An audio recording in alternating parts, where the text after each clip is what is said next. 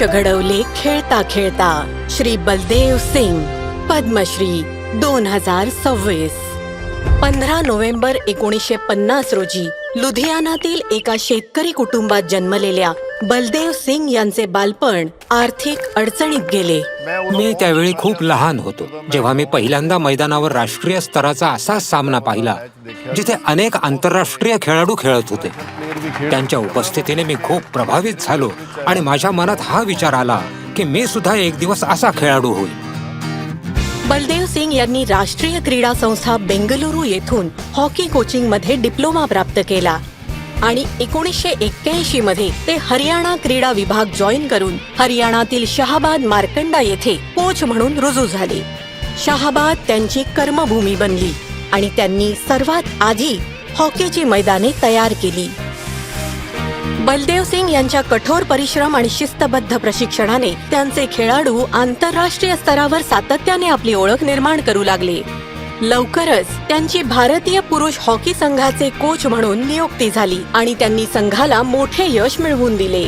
मी पाहिलं की मुलींनाही खेळायचं होतं, पण त्यांच्या पुढे अनेक अडचणी होत्या। आम्ही त्यांच्या कुटुंबियांना समजावलं। त्यांनी एक मोठी गाडी विकत घेतली मुलांना मदत करण्यासाठी। जेव्हा दिल्लीत किंवा दूरच्या ठिकाणी स्पर्धा व्हायच्या तेव्हा ते मुलींना घरी आणायला आणि सोडायलाही जायचे आणि गरज पडल्यास ते आर्थिक मदतही करायचे। हॉकी खेळल्यामुळे इथल्या मुलांना मानसन्मान आणि नोकऱ्या देखील मिळाल्या। जर मुली पुढे आल्या तर भारतही पुढे जाईल।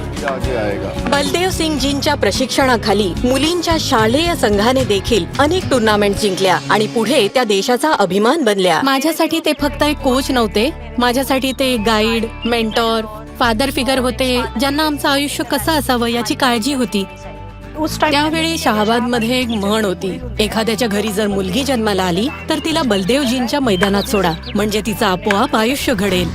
शहाबादने इतके खेळाडू घडवले की ते हॉकीची नर्सरी म्हणून ओळखले जाऊ लागले।